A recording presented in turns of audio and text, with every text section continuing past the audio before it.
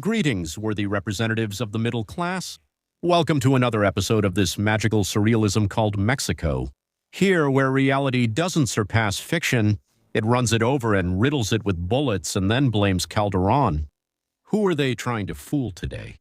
It seems that in the National Palace they've decided that 2026 is the year of leftovers and band-aids on hemorrhages. So let's break down this buffet of inconsistencies they serve us every morning as if it were caviar. Unlike the morning monologues, here we actually use logic, even if our liver hurts from so much inconsistency. Get ready, because what's coming is not suitable for sensitive stomachs or for minds that still believe in the press releases from the National Palace. Let's get to it. Let's start with the movement of pieces on the board of this chess game that, let's be honest, sometimes looks more like a game of snakes and ladders, where the ladders are reserved for their cronies. Our brilliant Percy Chaches has decided that Huichamari, that is, Luisa Maria Alcalde, should stop playing dumb in Morena and return to the cabinet as the legal advisor to the presidency. What a surprise. No one saw it coming. This was an open secret, one of those that Chaches and her squad of cheerleaders with journalist credentials tried to deny until reality blew up in their faces. Sources, the real kind, not the ones they have. Other information confirms that it's only a matter of time before the Morena leader steps down, once again making a fool of the entire propaganda base that swore she would stay forever to guard the political legacy of the jackass from Macaspana. Today, at her morning propaganda briefing, Claudia claimed she was offered the position but is still considering it. I'm telling you, they love to mess around.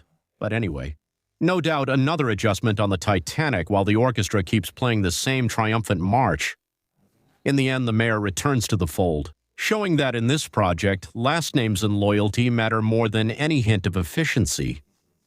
Now let's go on the 24-hour horror tour. Volker Turk, the UN High Commissioner for Human Rights, arrived in Mexico. And he probably arrived in Mexico thinking he was going to have a margarita, take a picture in front of the National Palace, and sign a couple of goodwill agreements while they stalled him about impunity. But no. Mexico is a generous host, and as a good host, it welcomed him with a full buffet of national degradation. In just one turn of the earth on its axis, poor Volker has been hit with more reality than he might be able to digest in his entire life. Let's take a look at this itinerary worthy of a story, a Tarantino movie but with a monumental hangover. He barely set foot on Aztec soil, and boom, an operation in Chihuahua against drug labs ended with 2 agents. Estadounidenses fallecidos. Welcome to national sovereignty with a couple of foreign casualties on home soil. It turns out that, surprise, surprise, they weren't just tourists looking for the best burrito in the state, but CIA agents. The maid scientist came out today with her best "nothing happened here" face, but something did happen, to say that the relationship with Uncle Sam is excellent, but that foreign operations are not allowed. Of course not. Surely those CIA agents were in Chihuahua doing extreme hiking or looking for... Para un guion de Hollywood. It's the same old dance. The United States sticks its nose in and the drones and agents get all the way into our business, and we come out to say that sovereignty is sacred while we ask for permission to export avocados. The accident is just the tip of the iceberg of a cooperation that is as clear as mud. But don't worry, says the government. We're the ones in charge here. It turns out that on April 19th, a regrettable car accident revealed to us what we all already suspected, but which the government insists on denying with the same conviction as a child, swearing they didn't eat the cookies while their face is covered in chocolate. U.S. agents are operating in Mexico and not exactly as image consultants. The story is one for the books. First, the Chihuahua prosecutor's office, the one that answers to Maru Campos, tells us they were coming from a joint operation where they dismantled one of the largest methamphetamine labs in the country.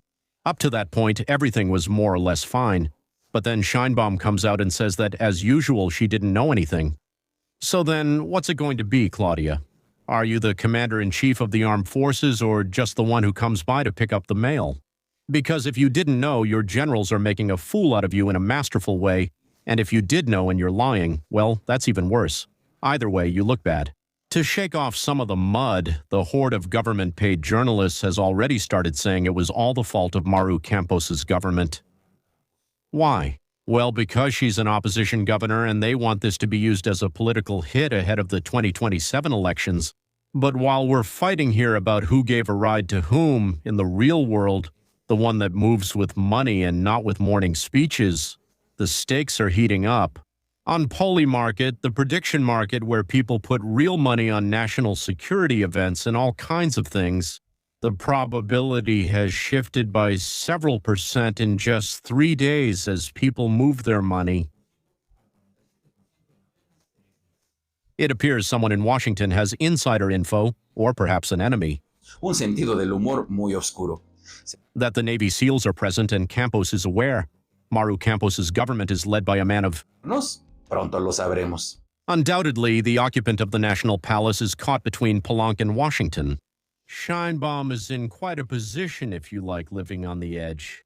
On one hand, she has to maintain the facade of sovereignty so as not to anger the most radical base of Morena, and above all, the boss who continues pulling the strings from his spiritual retreat in Chiapas.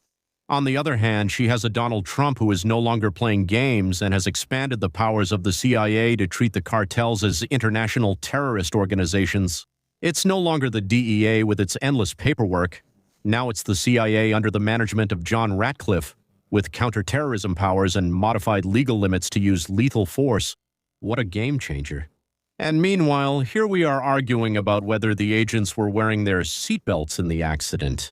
The reality is that Washington has built direct access lines that completely bypass the presidential office.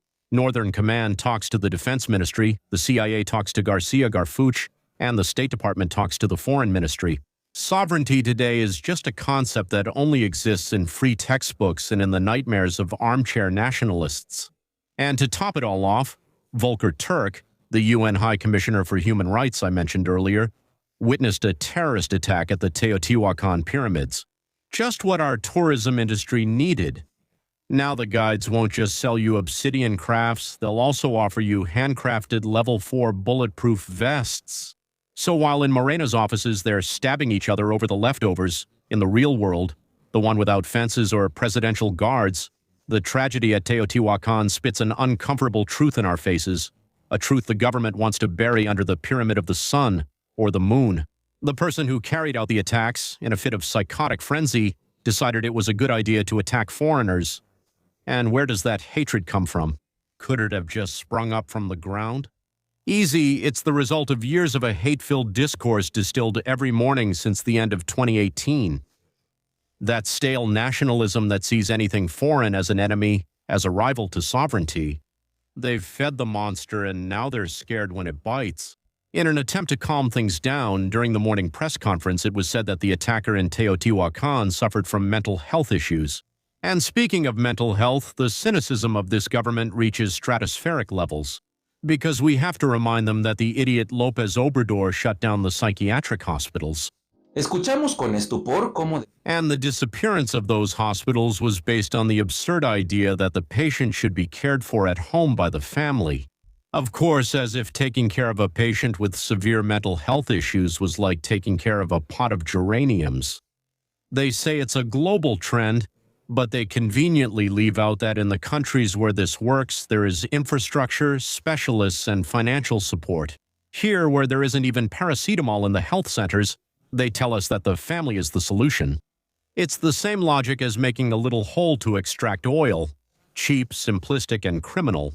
And what does the palace manager say while the country falls apart at a rate of more than 100 homicides a day? What does she say about the rising violence days before the World Cup? Nothing. Well, nothing that matters. The president, with that characteristic incompetence, uses her morning pulpit for the same old thing. She blames the right for the rain, calls those who ask for security racists, labels as liars anyone who dares to point out that the security strategy is a bad joke, and so on. It's fascinating. Gaza, Ukraine, or Iran may have armed conflicts, but I highly doubt they have this level of institutionalized cynicism. Over there, they know they're at war. Here, they tell us we're at peace and living through the transformation, while we count corpses before breakfast. Not even by making a conscious effort can we hide the miserable conditions in which this country survives. It's a shame, it's an embarrassment, and honestly, it's a disgusting administration. Here, there is no rule of law, there's the rule of extortion. And meanwhile, the boss remains in her bubble of alternative facts, convinced that the world envies her. This is the summary of just another day in what has become a country of peace. The first country turned into a political party, and the cabinet, Washington's watchful eye, and drones that even track your breakfast, which makes a military intervention seem not like a remote possibility, but an event already scheduled on the calendar. From someone who doesn't speak Spanish, a terrorist psychopath who, fueled by hate speech against foreigners, decided to create chaos just days before the World Cup. This is about to blow from the mounting pressure. Damn it, and damn their mothers, too. Anyway, get your bets ready, because in this casino called Mexico, the house always loses. And the house is us. See you in the next part of this institutional mess. I am your host in this guided decline, and I say goodbye, reminding you that it's not enough to just complain and lament. We must stop being spectators. I insist again that we are all the solution, and no one is going to come to rescue us. Remember that this is a declared war. Mexico against Morena. I'll read your comments. See you on Friday. Remember that you can make your donations via PayPal. You can find the information in the comment section. Thanks to you, this channel remains active. It's very important to subscribe, like, and press the bell to receive notifications every time there's new content. Thank you.